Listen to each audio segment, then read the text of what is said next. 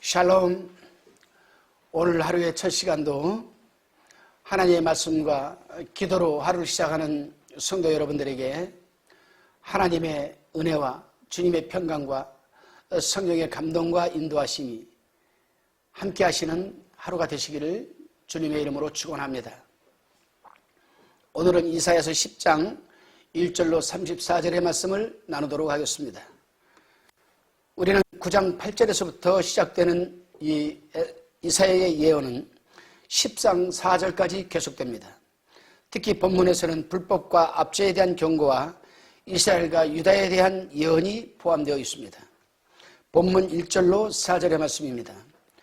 불의한 법령을 발표하며 불의한 말을 기록하며 비핍한 자를 불공평하게 판결하여 내 백성이 가련한 자의 권리를 박탈하며 과부에게 토색하고 고아 이것을 약탈하는 자는 화 있을진저. 너희에게 벌하는 시에는 나래와 멀리서 오는 환난 때에 너희가 어떻게 하려느냐. 누구에게로 도망하여 도움을 구하겠으며 너희 영화를 어느 곳에 두려느냐. 포로된 자의 아래에 굽으리며 죽임을 당한 자의 아래에 엎드려질 따름이니라. 그럴지라도 여호와의 노가 쉬지 아니하며 그 손이 여전히 펴지리라. 아멘. 하나님께서 북이스라엘과 남유다에 대한 진노가 얼마나 크신지 계속해서 지금 그럴지라도 여호와의 노가 쉬지 아니하며 그 손이 여전히 펴지리라고 말씀하고 계십니다. 내가 징벌을 내리지만은 그걸로 만족하지 않고 더 큰 것으로 점진적으로 증폭적으로 심판을 하시겠다는 겁니다. 참으로 무서운 말씀이 아닐 수가 없습니다. 여기서는 유다 재판관들과 관원들의 불의를 지적하고 있습니다. 그 불의한 내용을 살펴보면 노골적으로 불의한 법을 만들고 가난하고 힘이 없는 자들을 불공평하게 판결하여 가련한 자의 권리를 박탈하는 죄를 그들은 범하고 있었습니다. 오늘날로 말하면 유전무죄, 무전유죄의 죄를 일삼고 있는 것입니다. 그들은 그렇게 해서 부자가 되었으니 하나님이 벌하시는 날에 그들이 부귀영화가 다 어디로 갈 것이냐라고 이사야는 지금 외치고 있습니다. 외적의 말바꿈에 유린되어 사륙을 당하고 포로로 끌려가는 신세가 될 것을 그들은 알지 못하고 그런 짓을 하고 있다는 것입니다. 그렇습니다, 성도 여러분. 세상에 우리가 말로가 어떻게 될 것을 안다라면 사람들은 이렇게 살아가겠습니까? 바로 이래서 하나님의 묵시가 사람들에게 필요한 겁니다. 우리 인간은 한 치 앞도 내다볼 수 없습니다. 지금 제가 방송을 하는 이 뒤에 벽이 있는데 이 벽 뒤에 무엇이 있는지 우리는 알지 못합니다. 불과 걸음으로 한보 걸음입니다. 한보 걸음. 이렇게 우리 인간은 제한적이고 연약한 존재일 수밖에 없습니다.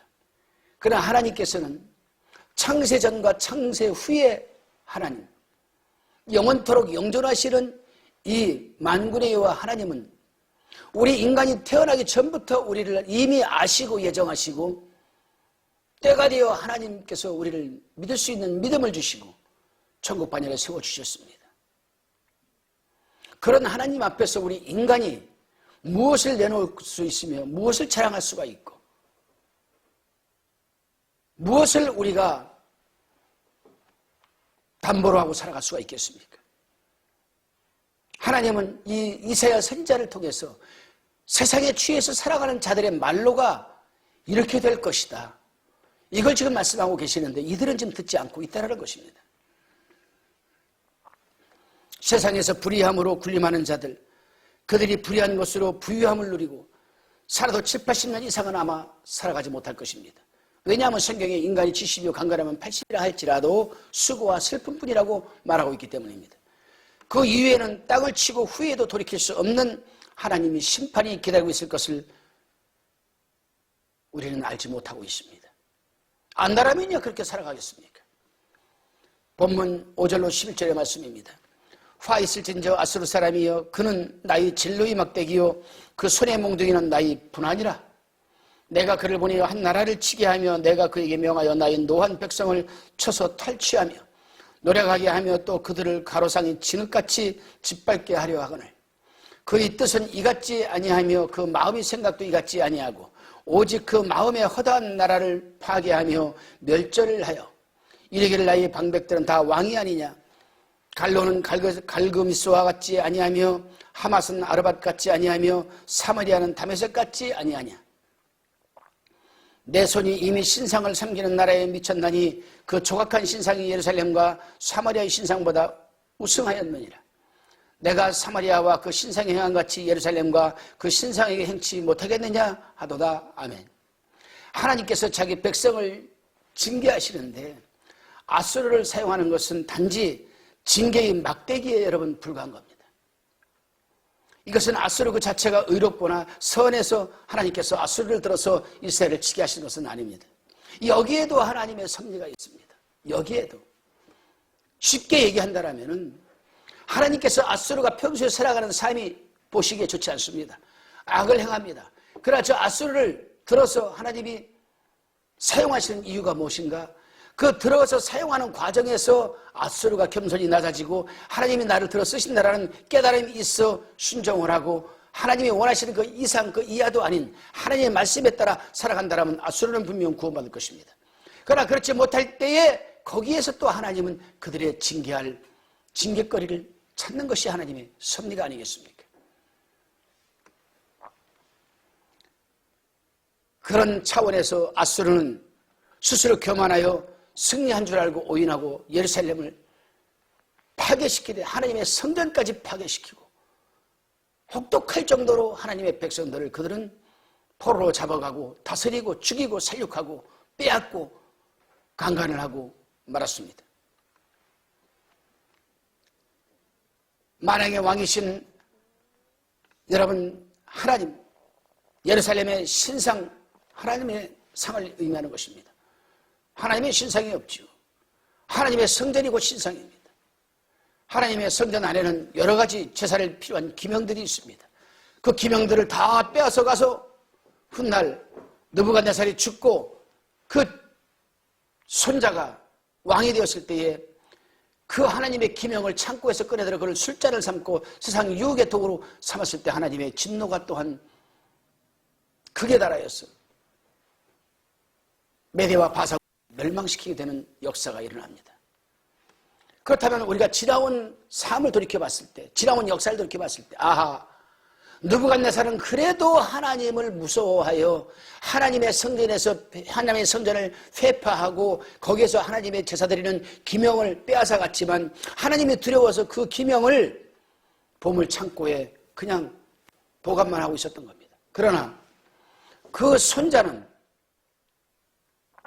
교만할 대로 교만하여서 하나님의 기명을 꺼려오게 하고 그것을 술잔을 삼고 유흥의 도구로 삼았을 때에 매네매네 대갈 우바르신 너희 부족함이 저울에 달아보니 드러났도다. 하나님의 심판이 내려지게 되고 그로 인해서 아수르가 메대와 바사군에게 멸망하고 맙니다. 그러니 하나님께서는 훗날 느부갓네살 그 왕 시대가 아니라 그 후대에 와서 손자를 통해서 이 나라가 멸망될 것을 하나님은 아시는 겁니다. 알고 계시는 겁니다. 계획하고 계신 겁니다. 그래서 기명을 빼앗아 가도 하나님은 방치시킨 겁니다. 왜? 그것으로 인해서 너희가 멸망을 당할 것이기 때문에. 그렇다면 우리는 한번 생각해 볼 것이 있습니다. 오늘날도 우리가 하나님께 예배드리기 위해서 준비한 하나님의 기명들이 사람마다 각자가 있습니다. 어떤 사람은 찬양을 하나님의 예배에 기구로 갖고 있습니다. 어떤 사람은 섬김과 봉사의 기구를 갖고 있습니다. 어떤 사람은 병고침의 기구를 갖고 있습니다. 다 은사죠. 이 은사는 하나님께 예배드리기 위한 하나님의 기명들에 불과한 것입니다. 그렇다면 나는 하나님으로부터 받은 이 기명을 얼마나 존귀하게 내가 사용하고 있느냐. 하나님이 주신 이 은사적 기명을 썩어 없어질 세상 것에 대해서 세상에 대해 세상을 살아가기 위해서 세상에다가 희석시켜버리고 세상으로 쓰여진다면 하나님이 어떻게 하시겠습니까? 아주 달 때부터 그림을 잘 그리는 찬양을 잘하는 구제와 섬김의 그 탤런트가 있는 사람이 있습니다. 세상에 나가서 세상 사람들의 봉사하는 것은 열심히면서도 교회에 와서 하나님을 위해서 봉사하는 사람이 봉사하는 것이 없다라면, 세상 노래는 잘 부르고 그렇게 잘하면서도 교회에 와서 하나님의 백성들을 위해서 찬양을 인도하지를 못한다라면 하나님이 어떻게 하시겠습니까? 그 또한 하나님께서 분명 진치하실 것입니다. 따라서 우리는 이 말씀을 묵상하면서 저는 그렇게 깨달았습니다. 아, 그렇구나. 하나님이 내게 주신 예배를 드리기 위한, 하나님께 제사를 드리기 위한 은사적 달란트의 이 부분들을 나는 온전히 예배에 사용을 해야 되겠구나. 그리고 평소에 그 은사적 기명들을 잘 보존하고 관리하고 세상에 빼앗기지 않도록 잘 지켜내야 되겠구나. 성도 여러분들은 어떻게 생각하고 계십니까? 하나님께서 주신 은사적 달란트를 세상에 지금 빼앗기고 있습니까? 세상에 사용되어지고 있습니까? 물론 하나님의 복음을 위해서 사용되어지는 것과는 차원이 다르죠. 그렇게 또 해야 됩니다. 그러나 하나님을 섬기고 예배드리는 과정에서는 전혀 무용지물이 되어버리고 썩어없을 세상을 살아가는 데에는 그 은사와 달란트가 사용되어진다면 우리 속에 계시는 성령께서는 분명 탄식하고 후회하실 것입니다. 우리가 신앙생활을 하다 보면은 하나님께 복을 받아 하나님의 도구로 쓰임받을 때가 있고 아수르처럼 자칫 교만해지고 세상에 쓰임받을 때가 있습니다. 그러나 겸손히 낮아져서 하나님을 의식하고 하나님 중심적인 살아가는 사람은 그 분명한 도구를 하나님을 위해서 쓰여질 것입니다. 그러나 교만할 대로 교만해지고 세상 중심에 취해서 세상 것으로 살아가는 사람에게는 하나님이 주신 그 은사와 달란트의 기명이 썩어 없어질 세상에 빼앗겨 희석되어서 세상에 쓰여지고 말 것입니다. 그렇게 되게 되면은 그 10년까지도 완악해질 수 있기 때문에 하나님의 사람들은 늘 겸손한 마음과 자세로 하나님을 섬기고 이웃을 섬기는 도구로 쓰임받을 줄로 믿습니다. 본문 12절로 19절의 말씀입니다. 이러므로 주 내가 나의 일을 시온산과 예루살렘에 다 행한 후에 아수르 왕이 완악한 마음이 열매와 높은 눈의 자랑을 벌하리라. 그의 말에 나는 내 손의 힘과 내 지혜로 이 일을 행하였나니 나는 총명한 자라 열국의 경계를 옮겼고 내 그 재물을 약탈하였으며 또 용감한 자와 같이 위에 거한 자를 낮추었으며 나의 손으로 열국의 재물을 얻은 것은 새의 보금자리를 얻은 것 같고 온 세계를 얻은 것은 내어버린 알을 주움 같았으나 날개를 치거나 입을 벌리거나 쥐저기는 것이 하나도 없었도다 하는도다. 도끼가 어찌 찢는 자에게 스스로 자랑하겠으며 톱이 어찌 켜는 자에게 스스로 큰 체하겠느냐. 이는 막대기가 자기를 드는 자를 움직이려 하며 몽둥이가 나무 아닌 사람을 들려함과 일반이로다. 그러므로 주 만군의 여호와께서 살찐 자로 파리하게 하시며 그 영화의 아래 불이 붙는 것 같이 맹렬히 타게 하실 것이라. 이스라엘은 빛의 불이요 그 거룩한 자는 불꽃이라. 하루 사이에 그의 형극과 진려가 소멸되며 그 생명과 기름진 밭의 영광이 전부 소멸되리니 병인이 점점 쇠약하여 감각과 같을 것이라. 그 산림에 남은 나무의 수가 희소하여 아이라도 능히 계산할 수 있으리라. 아멘. 유다가 범죄를 하니 아수르를 사용하여 유다를 징벌하였고 아수르는 교만하다 보니 아수르에게 허락된 범위 내에서 심판의 임무를 수행하려 하지 않고 세계 제패의 정복력과 제국주의적인 야심에 눈이 어두워 모든 나라들을 닥친대로 파괴하고 멸절시키려고 했다고 말하고 있습니다. 그래서 하나님께서는 아수르를 사용하여 유다를 징계하신 후에 아수르를 다시금 징계하시는 그 섭리가 있는 것입니다. 그렇습니다, 여러분. 우리는 이 말씀을 드리면서 깨달을 부분이 있습니다. 하나님께서 왜 이스라엘의 영원토록 적대국인 아수르를 들어 쓰시는가? 차라리 형제국을 들어 쓰시던가, 차라리 하나님이 친히 천사들을 내려보내시던가 환경을 통해서 하나님이 이스라엘을 다스리지 왜 영원토록 적대국인 아수르를 들어서 하나님은 유다를 치려고 하시는가? 사실 우리의 생각과 하나님의 생각은 다릅니다. 하나님의 생각은 너무 깊어서 우리는 다 헤아릴 수가 없지요. 그러나 성경 역사를 돌이켜보면 나중에 가보면 하나님이 이래서 앗수르를 들어쓰셨구나. 하나님이 앗수르를 징벌하시긴 해야 됩니다. 너무 죄악된 삶을 살아가기 때문에. 그러나 하나님께서는 그 앗수르를 치시기 위해서 잠시로 이스라엘 백성을 징치하게 하시는데, 그들은 하나님의 말씀대로 이스라엘만 징치해야 되는데 그 이상을 넘어서 온 세계를 다 그들이 침략하려는 계획을 가졌기 때문에 하나님께서는 앗수르를 다시 치시는 것입니다. 하나님께 펼치시는 그 섭리는 정말 우리는 이해할 수 없습니다. 그러나 세월이 지나고 시간이 지나가 보면 하나님이 그래서 그렇게 하셨구나. 저도 목회를 하면서 많은 것들을 깨닫습니다.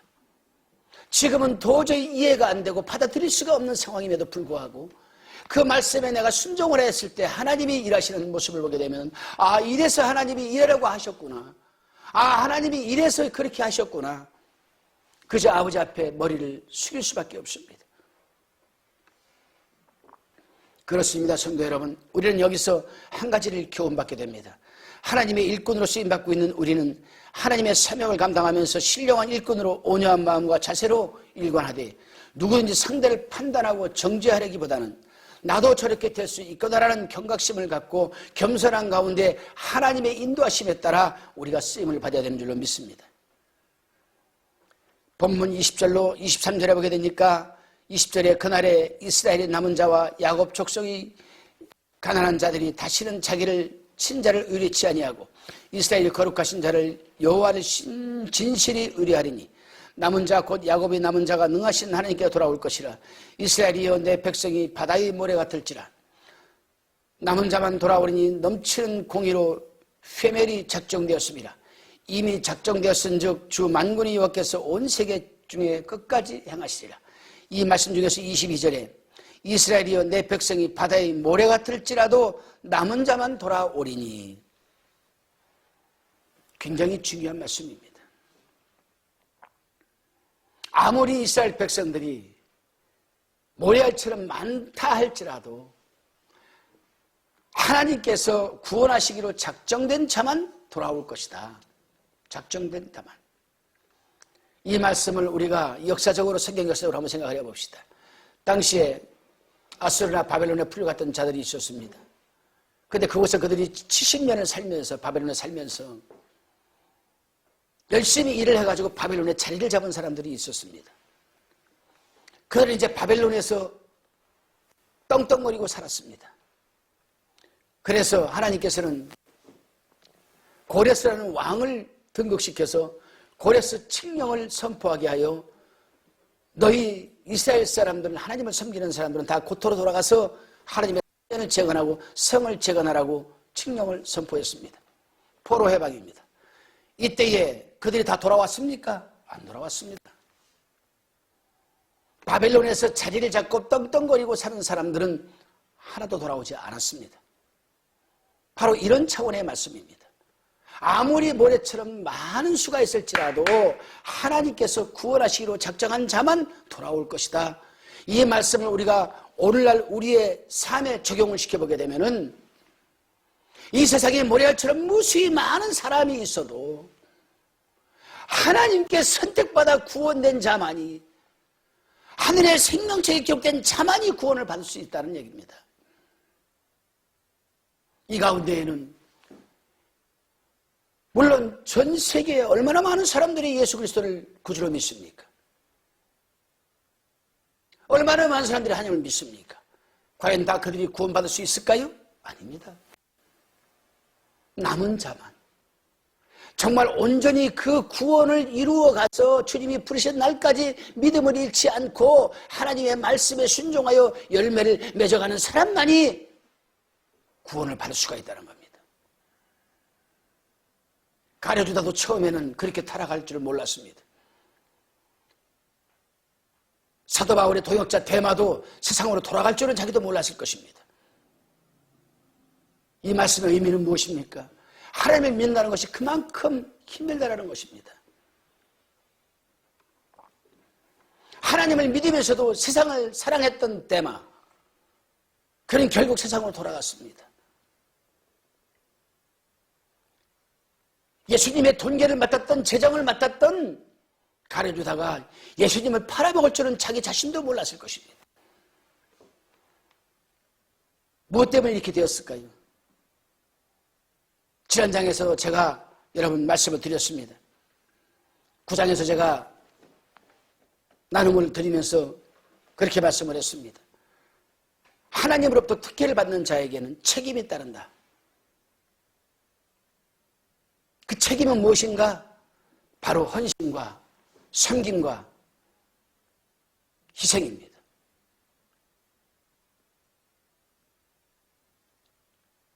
그렇게 살려면 참 얼마나 힘이 들겠습니까? 내가 물론 넉넉해서, 내가 남들보다 풍족해서 남을 섬기고 헌신하고 봉사한다라면야 그렇게 힘들지 않겠지요. 나와 내 가족이 살아가는 것조차 힘들고 벅찬 가운데서 하나님을 위해서, 영광을 위해서 헌신하고 봉사하며 섬기는 사람들이 과연 얼마나 되겠습니까? 그러나 우리가 잊지 말아야 할 것은 나를 위해서, 내 가족을 위해서 먹고 살고 입기 위해서 고전분투한다라면 하나님은 분명 허락지 않을 것입니다. 그러나 어렵고 힘들고 지친 가운데서도 하나님의 영광을 위해서, 하늘나라의 확장사업을 위해서 남을 섬기고 헌신하고 봉사하게 될 때 하나님은 넉넉하게 감당할 수 있는 물질과 환경과 지경을 열어주시는 것입니다. 아수리 초라하고 비참한 최후와는 대조적으로 이스라엘의 남은 자가 경험할 큰 회복과 구원에 대해서 이사야는 말하고 있습니다. 저들은 일찍이 아람과 이스라엘의 침략을 두려워하여 강대국 아수르를 의뢰했지만 도리어 피격을 당한 셈이 되고 말았던 것입니다. 결국 그들은 하나님께로 돌아올 수밖에 없었습니다. 그렇습니다, 성도 여러분.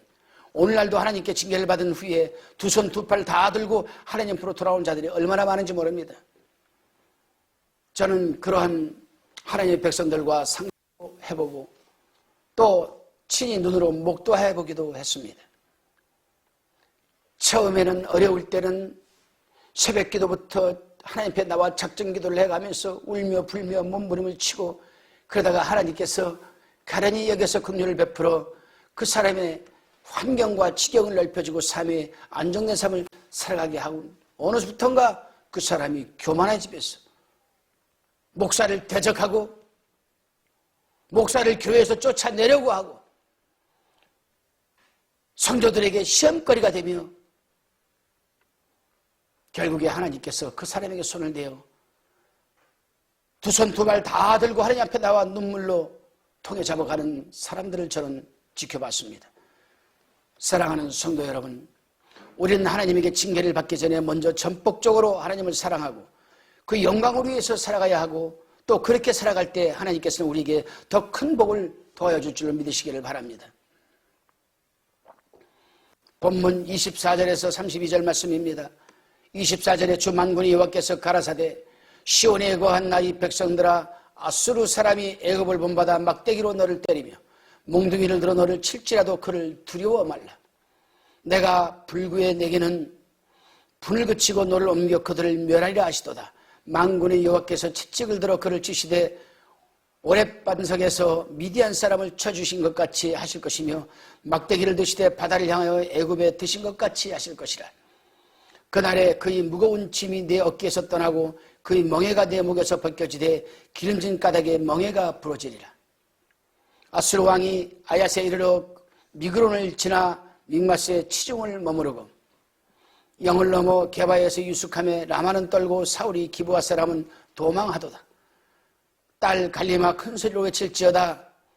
라이사야 자사히 들을지어다. 가련하다 너 안하도시여. 만매나 사람은 피난하며 개빔 거미는 도망하도다.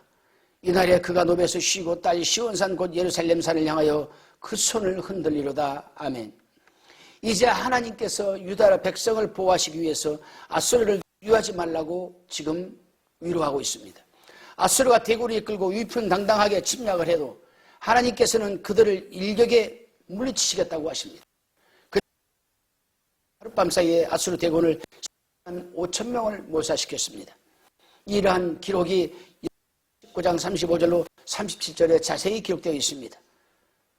그렇습니다. 사랑하는 성도 여러분, 하나님께서는 범죄한 국가를 벌하시기 위해 또 다른 강국을, 다른 나라를 이용하십니다. 결국 아수르는 일종 하나님의 징계의 지팡이에 불과한 것입니다. 그럼에도 불구하고 아수르는 이러한 사실을 모르고 자신이 강해서, 왕이 전투를 잘해서 자신들이 손으로 싸워서 이긴 줄 알고 교만하니 하나님께서 유다를 치고 또다시 아수르를 벌하시기로 작정한 것임을 우리는 깨달아야 합니다. 그래서 하나님께서는 그런즉 선줄로 생각하는 자는 넘어질까 조심하라고 사도 바울은 고린도 교인들에게 말씀하고 있는 것입니다. 이 말씀이 고린도 교인들에게 왜 적용이 되었을까? 선줄로 생각하는 자는 넘어질까 조심하라. 당시 고린도 교회에는 사도 바울이 그들을 양육한 이후에 온갖 여러분 9가지 은사가 교회에 쏟아지기 시작을 했습니다.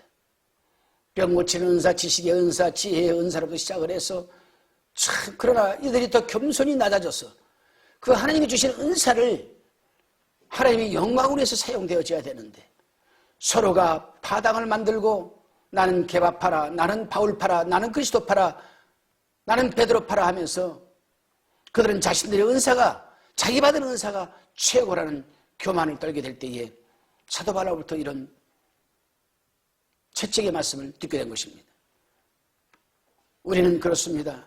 하나님께서 어떤 은사를 주시는지, 하나님을 사랑하는 자, 곧 그 뜻대로 부르심을 입은 자들에게는 모든 것이 합력하여 선을 이루어간다고 하셨듯이 내가 가지고 있지 않은 다른 은사를 다른 사람이 가지고 있으면 내 은사와 그 은사를 합력하여 연합하여 하나님 영광되는 열매를 만들어내는 데 사용되어져야 합니다. 요즘은 그렇습니다.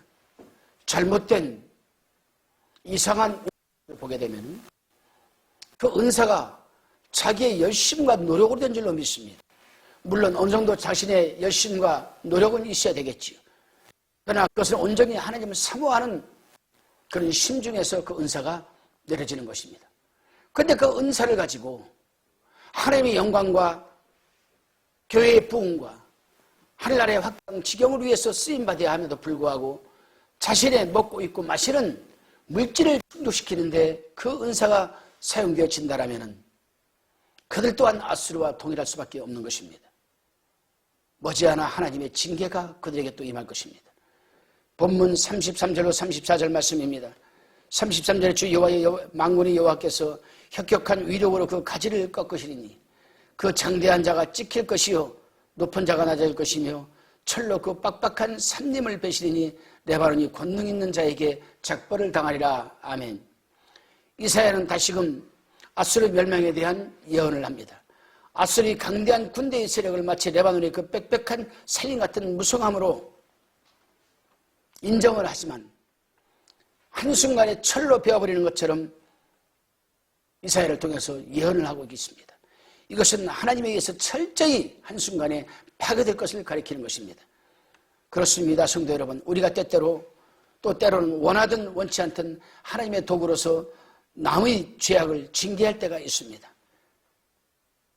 그러나 그럴 때는 사랑과 겸손과 두려움으로 하지 않으면 그 자신이 도리어 그 하나님의 징계를 받게 된다는 교훈을 잊지 말아야 할 것입니다.